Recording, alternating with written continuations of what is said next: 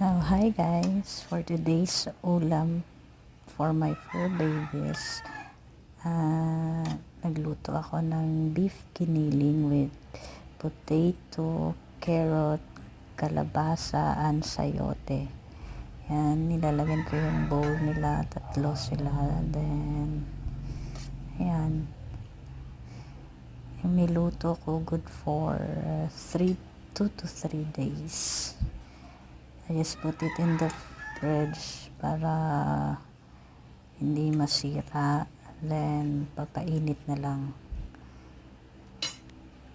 And then, nilagyan ko din ng virgin coconut oil. And, their multivitamins from Fluke Pets. Ayun lang guys. Bye!